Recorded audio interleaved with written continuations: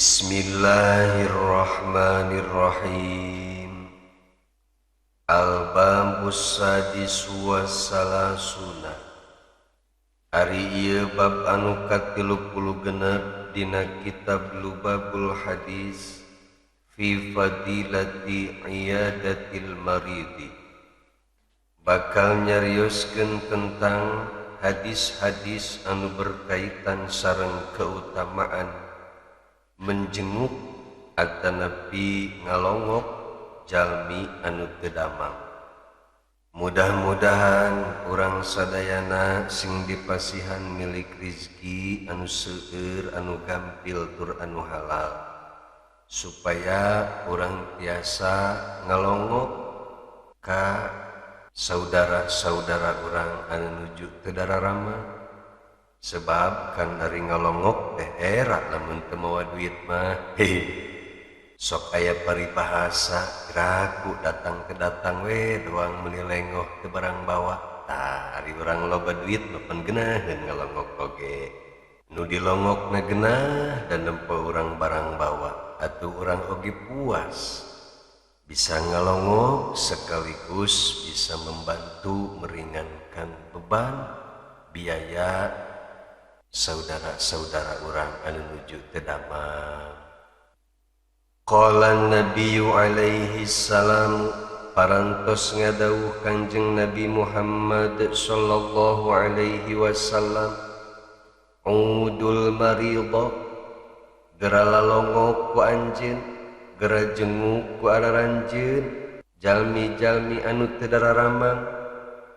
Komo anu teu damang kantong mah kudu buru-buru dilongok eta mah, sebab ari teu damang kantong mah pan kabeh dituna teh sok aya panyakit aral teh geuninganan.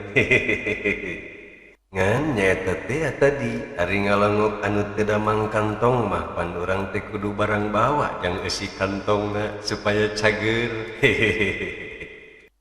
Dan nu gering kantong mah ubarna eueuh deui iwal ti pangmawakeun eusi kantong. Artos ya artos dibawa ke rumah sakit mana can aya pengobatan khusus nu gering kantong. Wattaba'ul janazata, sareng araranjeun kudu milu ngagiringkeun jenazah supaya naon? Tudzakirukumul akhirata, supaya araranjeun inget kana akhirat. Ingat bahwa orang teh bakal maut.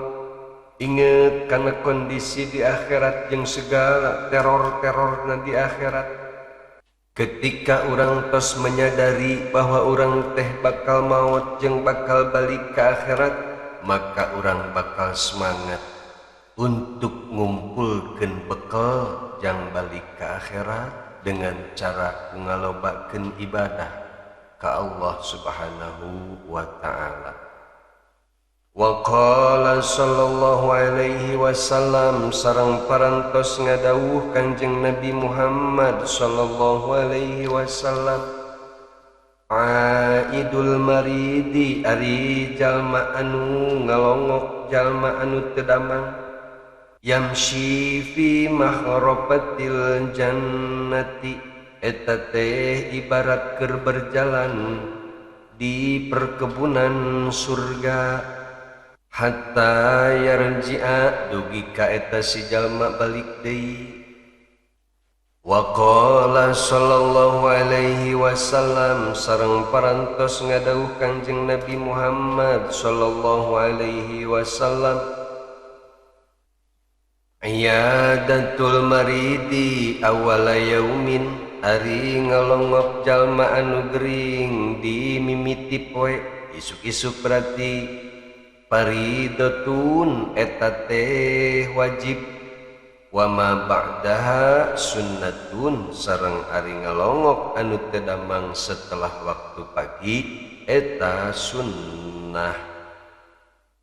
Numutkeun Syekh Nawawi rahimahullahu taala, makna fardu atanapi wajib sareng sunnah di dieu bukan sunnah menurut syariat, akan tetapi menurut akhlak. Maksudna menjenguk orang anu teu damang teh sangat dianjurkan di waktu pagi. Bukan berarti tidak ngalongok anu teu damang isuk eta berdosa, sanes kitu. Wa qala alaihi salatu wassalamu sareng parantos ngadawuh Kangjeng Nabi Muhammad sallallahu alaihi wasallam, la tajibu iyadatul maridi, henteu wajib ngalongok jalma anu teu damang illa ba'da salasati ayamin, kecuali setelah 3 hari. Nah, makna wajib di dieu ge sami, bukan wajib menurut syariat. Akan tetapi ketika aya seseorang entos teu damang lebih dari 3 hari, maka orang sangat dianjurkan untuk menjengukna. Adapun cenah ieu mah geringna karak sehari, karak 2 hari, ya boleh-boleh saja. Urang lamun ngalongok mah teu kudu nungguan 3 hari heula.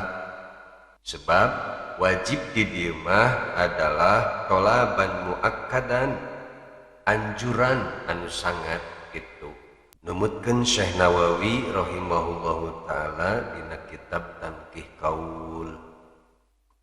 Wa qala sallallahu alaihi wasallam sareng parantos ngadawuh Kangjeng Nabi Muhammad sallallahu alaihi wasallam, man ada maridon salihan, saha jalma anu menjenguk jalma anu sakit anu soleh, menjenguk jalma soleh anu teu damang, kharaja ma'ahu sab'una malakan, maka bakal keluar ngabarengan eta jalma anu ngalongok orang soleh nu teu damang teh 70 malaikat yastaghfiruna lahu, anu mangmentakeun ampunan pikeun jalma anu ngalongok orang soleh anu nuju teu damang. Numatak upami aya jalmi soleh teu damang, buru-buru geura lalongok. Homo lamun anu teu damang na teh guru urang, kudu buru-buru dilongok. Sebab ketika urang keluar rumah menuju ka bumi jalma soleh anu teu damang teh, bakal aya 70 malaikat anu ngabarengan urang melangkah menuju ka bumi orang soleh anu nuju teu damang. Eta malaikat teh teu eureun-eureun mangmentakeun ampunan jang urang anu daek ngalongok ka orang soleh anu nuju teu damang. Apan eta untung ketika beres ngalongok jalma anu teu damang terus pulang deui ka bumina, wa yakhrujuna min baitil maridi, sareng bakal kalaluar para malaikat di bumi jalma soleh anu teu damang teh ma'ahu ngabarengan ka jalmi anu ngalongokna, wa yadkhuluna ila baitihi, sareng eta para malaikat teh milu asup ka bumi jalmi anu ngalongok orang soleh anu teu damang. Jadi ketika orang ngalongok jalma soleh nu teu damang, berangkatna urang digiringkeun ku malaikat bari mangmentakeun ampunan pikeun urang. Nya kitu deui ketika urang kembali ka rumah, urang oge dianterkeun ku para malaikat.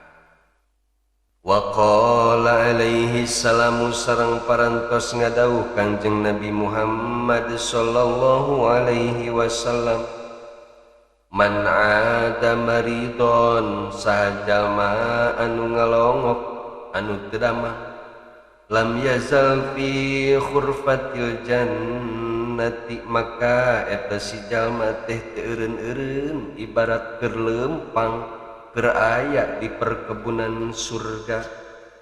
Wa qala alaihi salamu sareng parantos ngadawuh Kangjeng Nabi Muhammad sallallahu alaihi wasallam, aidul maridi, ari jalma anu ngalongok anu teu damang, yahudu fi rahmatillahi ta'ala, eta teh sarua jeung keur menempuh atanapi berjalan di dalam rahmatna Allah subhanahu wa ta'ala.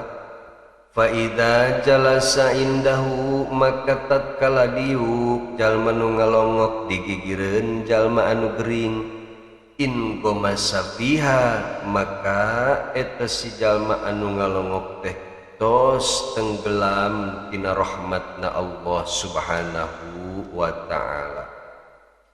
Wa qala alaihi salamu sareng parantos ngadawuh Kangjeng Nabi Muhammad sallallahu alaihi wasallam, adamu iyadatil maridi, ari henteu aya anu ngalongok jalma anu gering, asyadu alaihi eta teh leuwih berat leuwih menderita pikeun jalma anu gering min maradihi daripada geringna. Keur mah gering eueuh nu ngalongok pan urang teh beuki kasiksa, harianeun meuni eueuh nu ngalongok ka aing pan sakitu kadang-kadang. Tah nu matak lamun aya tatangga urang gering pek urang teu ngalongok eta teh sarua jeung menambah beban derita tetangga urang anu keur gering. Wa qala alaihi salamu sareng parantos ngadawuh Kangjeng Nabi Muhammad sallallahu alaihi wasallam, al iyadatu fuwaquna qatin, ari ngalongok jalma anu teu damang teh eta saukuran waktu memerah susu sapi betina. Maksudna ulah ngalongok anu teu damang dilila teuing, kudu buru-buru kembali deui, ulah sok ngawongkong heula ngaler ngidul komo ka ditu ka dieu ulah. Anu paling bagus mah menjenguk orang yang sakit teh sebentar, sebab orang anu gering kan butuh istirahat. Jadi lamun urang lila-lila teuing ngalongok bisa jadi membahayakan orang sakit eta.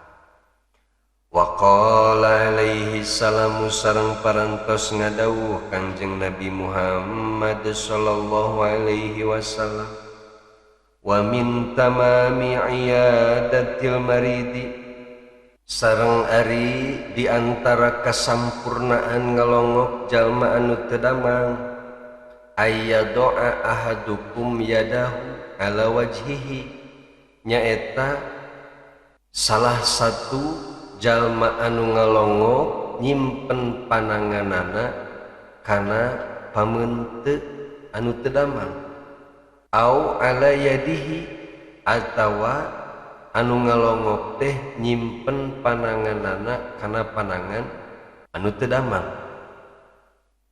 Jadi nu bagus nama anu sempurna mah begitu urang ngalongok anu gering cabak tarangna atawa cabak pananganana, beres dicabak fayas aluhu kaifa huwa, terus tanya ku urang kumaha kabarna, panyawat naon anu dirasa dan lain sebagainya.